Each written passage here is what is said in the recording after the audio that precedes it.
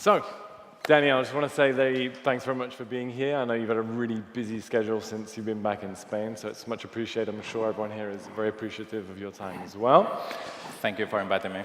So the idea of the talk today is to really talk about your experience of what it's been like starting a company here and relocating to the States. I think that's something that a lot of people are thinking about doing, obviously something that's very challenging as well. So to give us a little bit of context to start off, could you tell us a little bit about your experience, your professional experience, and what led you to create Bitnami? Yeah, we kind of went the other way around. I'm originally from Spain, and this is where I went to school. But I also spent a couple of years in Denmark with an Erasmus grant, and then went directly from Denmark to the United States to work in San Francisco. So all of my professional experience was in the US. A lot of people start their company in Spain because this is where they grew up, and then they move to the US.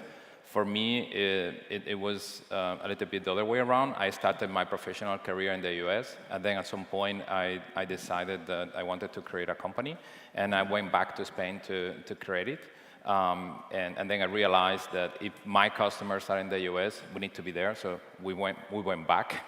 So in a way, it was going back to the US. The advantage of doing it that way is I already made a lot of connections, and we already had understood how that works, so it was an advantage in terms of being in Spain, but having customers over there. Okay, so your main driver to go back was really your customers? Yes, and I think this is very important for somebody who wants to go to the US, is to understand that there are no, there's no magical superpowers in San Francisco. It's hard to do business there, but if you have a good reason to be there and it can help you, then it can help you scale quite a bit. Okay. So you're also in Y Combinator back in 2013, and I've heard mixed experiences, I think, as a lot of us had about entrepreneurs going through the program. What was your experience, the pros and cons? No, that's a good question. So for those of you that don't know, Y Combinator is one of the early stage funds that invested in big companies like Dropbox and Airbnb when they were just getting started, as well as hundreds of other companies. And we were part of that in Winter 13, and our experience was excellent. I only have, if you want, we can talk a little bit about that, how that helped us be successful in the US. We had kind of a sneak peek. We already knew how it was because my wife is also an entrepreneur. She went there a couple of years earlier with her own company, an e-commerce company, but they were at an earlier stage. They were like 3 co-founders and just getting started with the product, and it was very beneficial. For us, we were later stage. We already have like 15 employees, and we're making a significant, what it was at the time for us, a significant amount of money. So we did a lot of asking around, and all the feedback that we got was positive, and going inside is being a very positive experience, not only at the beginning, but later on with a lot of the advice that we have gotten from a lot of founders that are way more successful than us or at a later stage in the company, in their companies, and that has been the biggest benefit that we have gotten from Y Combinator is that advice. The power of the network, really. Yeah, and that's very important. A lot of people that come from here, from Spain to the US, most of your network are if you're in Barcelona, the people who you have go to school with, or the companies that you have interacted with. And in the US, as in any other place, the network is very important. So if you have gone to Stanford or to MIT, or you have being an early employee of Facebook or PayPal, you have those networks, but most people in Spain haven't done that, right? So Y Combinator is one way of getting that, but it's part of that is going there, getting to know people, and getting advice from people who have done that before. In that sense, it's actually it's a very welcome place. Okay. So in touching on that, talking about network, I think the media paints a very kind of pretty picture of what it's like to start a company in Silicon Valley. You know, you've got access to talent, to fundraising, you've got network, as you say, to entrepreneurs who have been there and done it before.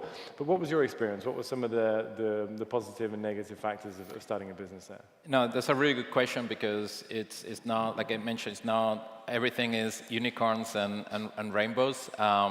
It's very expensive. So if you go there and you don't know exactly what you're doing, or you don't, you haven't found really product market fit or what really is going to make your startup successful, is a very easy way of spending a lot of money really fast on hiring and office space and just living there. But if you have found something that works, or you have customers there like we do, a lot of our customers are big companies like Google, Amazon, Microsoft, all of those companies are over there, then it can work wonders. And in terms of the network, one thing that I have, if you want, we can talk a little bit about the difference between Spain and the US, is here, at least my experience has been that you need to, if you want to meet somebody important, somebody at a company, there is always some intermediary or somebody who is going to introduce you or take you to somebody. Whereas in the US, it's much more, you can reach out to somebody and in a large percentage of cases, they're actually going to go and meet with you, or at least give you half an hour of their time. It cannot be like, hey, let's have coffee without an agenda. But if you could reach out to somebody who has experienced that particular problem, or you have a very specific piece of advice, a lot of people will get with you on the phone, or will go meet you for half an hour and have that conversation. Mm-hmm. Okay, that definitely doesn't happen here. Yeah, at least my experience. So obviously, you really need to be present there. You can't just spend a couple of weeks there trying to meet everyone. You feel you really need to have founder presence in the country. Yes, and in particular, there is another area when people want to go raise money and say, okay, I'm going to be there for 3 weeks, raise money and come back. I have never seen that work. I'm sure there is somebody somewhere that have done that and it has worked for them. But a lot of the investors there, they already have their networks, they already have the deal flow of people who are present there. And if not, you are a little bit like, like a tourist, go there. But, if you want to grow there, at least one of the founders, you don't need to move the whole company. You can have like a couple of people, but typically one of those should be the founder. That's really hard if you have a family or you have kids, but it's really important. You can have engineering in Spain or Israel or elsewhere, but it's really important at least one of the founders. We didn't do that for a while. We learned that the hard way. Like I was in Spain and coming back and forth, and the dynamics change for us once I moved there permanently. It's obviously kind of a big change, if you have a family as well. How was it for you? It's hard.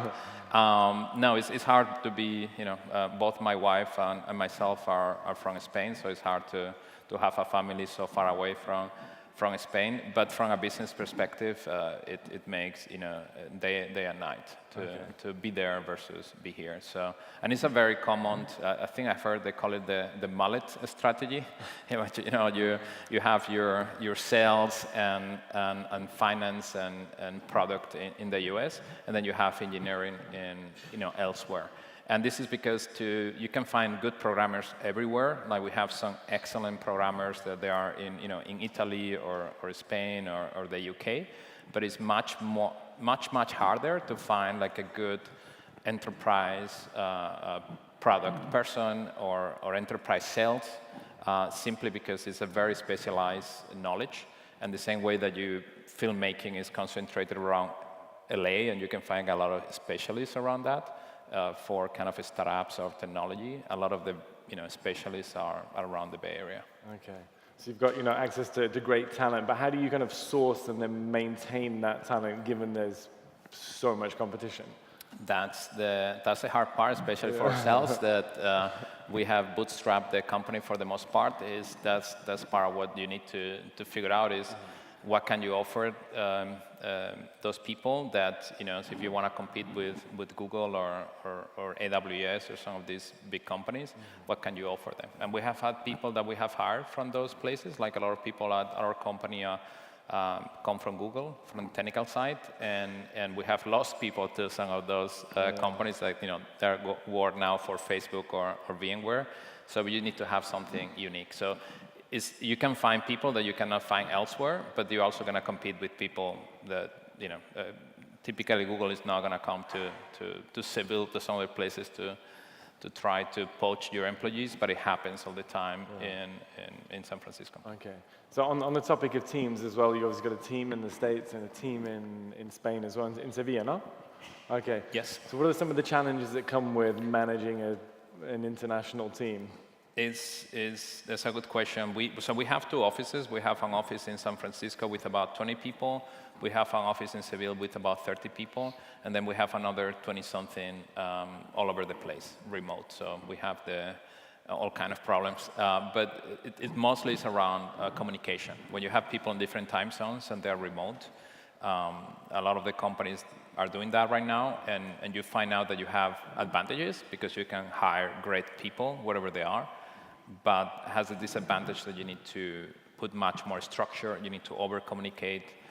Communication needs to be much more asynchronous. Before, you could just go to a whiteboard and interact and just figure out a problem. Now you need to go and write a document and collaborate on the document and send emails. It's a trade-off. Yeah, and communication is probably the root of about 99% of all problems anyway. The same thing we experience in Resi as well. Having a team in the States and a team in Europe, it can be difficult to execute sometimes. Yeah, and also there are cultural differences that are kind of like second order, the kind of effects. But the root of everything is communication, and it's much harder if somebody's having a bad day. If you see him in the office, you can say, hey, what's going on? How can I help? If somebody's remote, then you need to go out of your way to have those conversations, or go out of your way to try to understand, how you can help your employees. Okay. Talking about culture, do you ever feel like the Spanish guy in Silicon Valley, or do you feel like a local? It's kind of difficult. I've been living there for quite a bit. You still have your roots. But it depends. It's how you get perceived. I've been living there for many years. My daughter was born in the U.S. We are U.S. citizens right now. People still keep thinking that I live in Spain. But now it's a very welcoming place. Things like Barcelona or some of the big cities as well. So it's a lot of people who call that home after a few years. But there's still like a lot of preconceptions, just in Europe in general, but Spain in particular, and a lot of people don't see us as a country still, at the forefront of technology. Barcelona, I think, is a little bit different. It has a good reputation, but in general, the first thing that people think about Spain is not technology companies. So there is definitely a hurdle that we need to pass once you're there for people to take you seriously. Change, yeah. Good news is that's changing. It's moving in the right direction, which is good. If you could kind of sum up what have been the most positive and negative experiences of operating in the States, what would you say they are? So positive is just access to the market. The market is fantastic, and if you have a product that is unique, like we did, and once you find that, you can grow at a pace that is you cannot do in Spain or Europe is a very fragmented place. And the downside, I already mentioned that, and I keep mentioning it because it's something that people don't realize until they go there and they start seeing the bills. It's like very expensive to do, and you need to be very careful or raise a lot of money. But again, it's kind of like a catch-22. You going there takes money, and you cannot get that money unless you're already there.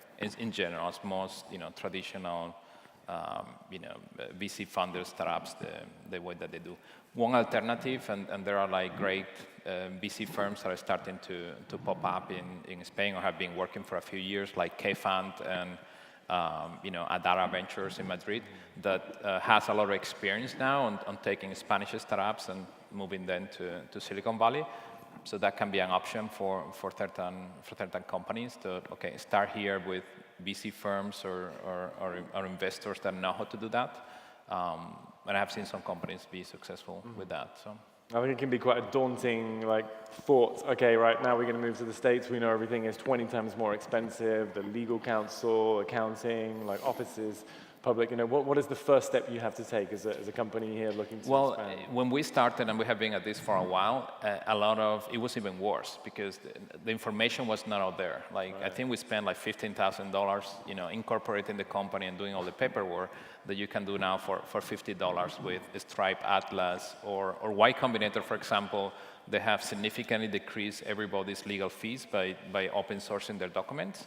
So their convertible notes, they're safe, now they're Series A, all is freely available. So, but yes, it's finding good accountants and finding good lawyers is difficult and expensive. In particular, you have the added problem of figure out, intellectual property flows between Spain and the US. It's hard. Hopefully here in Barcelona and other areas we have had a really hard time finding people who understand, you can find a lot of people who understand how to do that with the UK or Scandinavia or even Germany, but specifically in Spain is hard.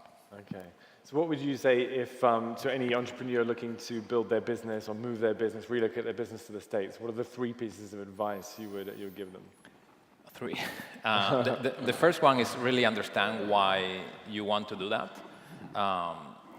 You need to have a purpose. If it is just to, I'm not being successful here, but if I go there, people will get it and give me money and everything will be fine. It's likely not going to happen, or at least you're going to run out of money faster there than here. So if you go with a purpose, is much easier. The second one is to actually do it. If you spend enough time over there, you can get visas for 6 months and find a way of going over there, staying there, and meeting people and start developing your network. And then the third part is if you have a co-founder, or find somebody who you can trust, that if you have the company is here, that at least one of the co-founders is in Spain and can be with the team, because otherwise, at the beginning when we're doing that, if the co-founders are away, raising money or talking to customers, you need somebody here who can keep the team together and kind of coordinate things. Okay, cool. So to finish off, what are the next steps for Bitnami?